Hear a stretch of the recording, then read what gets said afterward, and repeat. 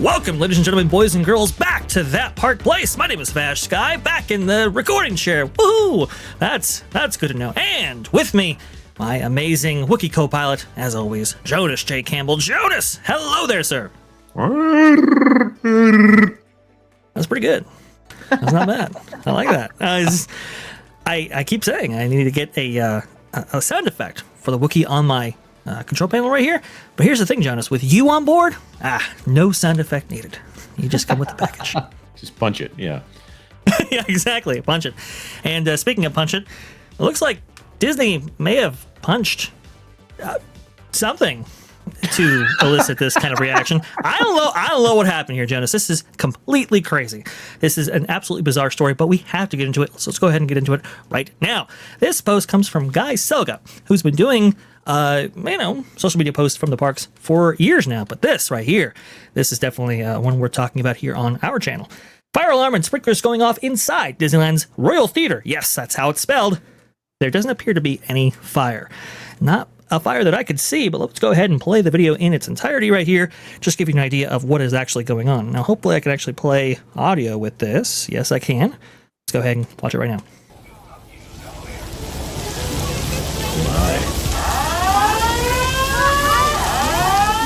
Okay.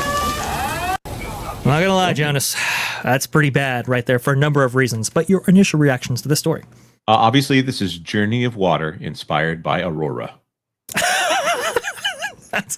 That's pretty good right there. Man, how are these guys so fast around me? Well, this is bad. This is not Journey of Water. This is supposed to be an actual working theater in which they have little stage shows or productions that actually play out here. And I have a little bit of role for that that I can play right now to just give you a sense and an idea of the level of show that this actually is. Now, this specific theater is not the Fantasyland Theater located in the back of the park. This is the smaller venue, the Royal Theater, located just beside the castle right there, as part of that kind of new Fantasy Fair area that I believe was Tony Baxter's last project. So there you go. But you can see right there, this is kind of its proximity between in the castle, just off the hub of Main Street. This was the old Carnation Plaza Gardens, actually, that used to exist in this space for quite some time. Used to have swing dancing and so forth, and now it puts on little stage productions for the kids. The big issue here, Jonas, is, well, there's a couple of things, but one, this is really the only kind of theater production that you can really get your hands on during the day at the Disneyland Resort. There really is nothing like this. Now, there used to be a plethora of entertainment options around Disneyland Resort, but now, well, you don't have a day parade because they have Paint the Night at night, right? You don't have the Hyperion, you don't have the Fantasyland Theater. This is really it. And these productions are great, and they're awesome, and they work well with families with little ones. But now, without this option, and by the way, folks, I've been tracking the whether or not the show times have been listed on the app, and for the last couple of days now, they have been listing that there are no show times scheduled. So it does appear that whatever happened here involving the sprinkler systems and so forth may have actually damaged all of those the lights and the show infrastructure equipment to prevent them from actually putting on shows. Well, see, this is the thing. When Disney does, the cast members make the magic. Really, that. Oh, look at that. That's awesome. Right. When it comes down to it, you can go ride rides anywhere. And as it goes, Disney rides are less and less distinct as time goes on. Controversial statement, I know. But the cast members are what caused people to remember that time that they went and made that memory. Oh, were you there when you should have been there when I was 6 and I had this interaction with such and such character. Oh, they did this thing. I'm sure that's the only time it's ever happened. And it was amazing. You should have been there to see it. That's why you need to go again next year. These kind of theaters are very critical to making magical memories. So.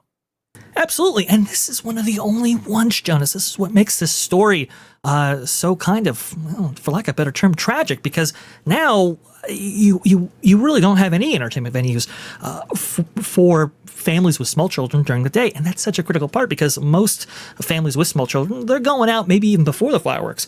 So having little entertainment acts like this, like you said, it's critical, and what sets Disney apart. And unfortunately, that might no longer be the case for the foreseeable future. And it's so sad, because this was this whole venue was built at a time when I think Disney believed more in entertainment and supporting entertainment. So a lot of the show infrastructure, I just don't know if they're going to be, inclined to bankroll replacement. Right. Because we have seen a decline in Disney's willingness to invest in live entertainment, despite articles, and I forget if it was Variety that did a big puff piece talking about how Disney was investing big in live entertainment when what they did was reduce the number of live entertainers in the Disney Starlight Parade at Walt Disney World, going from like 120 to like 60 performers. Again, those live entertainment interactions, I still remember the times that, Peter Pan walked up to my daughter on the parade route and paid her a compliment, probably a compliment he had given 6 times within the last 15 minutes to different kids. But to her, it was magical and it was distinct. Maybe he's coming up with new material every time he sees another kid. But live entertainment, where it's at, Disney, whenever they are looking at this, they need to get this fixed as soon as possible and get these entertainers back on stage. Make sure you keep them signed on and just do it. This is the kind of thing that really makes Disney special.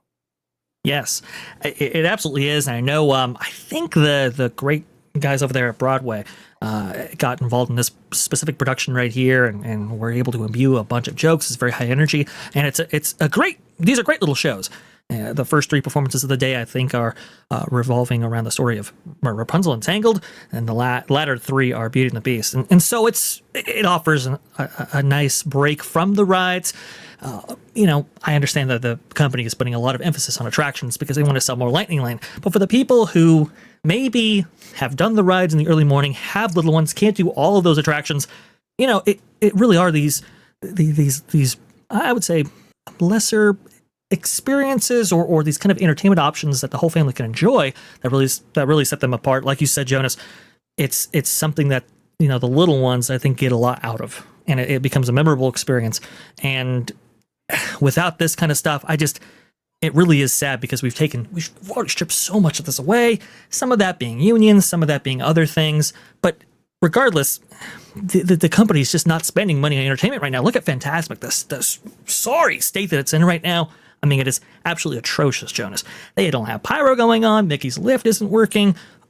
All kinds of stuff is happening with California's version of that show. And right.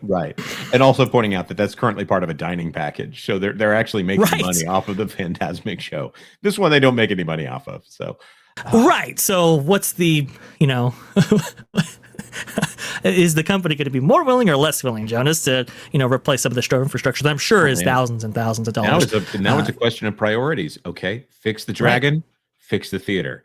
I think the answer is fix both. By the way, since the per caps are such a focus on the earnings calls and the revenue of the parks is such a focus on the earnings calls, why is it that they don't want to pay for more live entertainment? Oh, I get it, because they're funded by Lightning Lane now.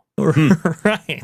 Yeah, exactly. Entertainment, you see, that's money we spend, Jonas. Oh, no good there. We want direct revenue streams. And if they could monetize this, I think they absolutely would. And so in the interim, I'm sure those union negotiations right now to retain these cast members is going to be an open issue. I think getting the show infrastructure that you actually need to put on these shows again, that's going to be a whole big fiasco. And around this time is when entertainment speaks with Burbank, and they try to get funding for the rest of the fiscal year. Right, October 1st is coming up right there, so this is about that time by which they could actually ask for these things. I just don't know if they'll receive it, and this is a big mess. And it's so sad because this wouldn't be so bad, and maybe this wouldn't be a story on That Park Place if they had other options available. This was it, especially for Disneyland. So this is real sad. Well, the curtain is drawing on this specific production and, on this video as well. We'd like to know, though, what your thoughts in the comments actually are. Am I off base right here? Is this, much ado about nothing? Or did you actually see this show, and do you value Disney entertainment at the parks as much as we do? Please let us know in the comments down below. Make sure you like this video and subscribe to That Park Plays for all the news. That should be fun. Thanks for watching That Park Plays News. For more information, consider checking out www.thatparkplace.com. And don't forget to subscribe, share, like, and send this out on your favorite social media accounts.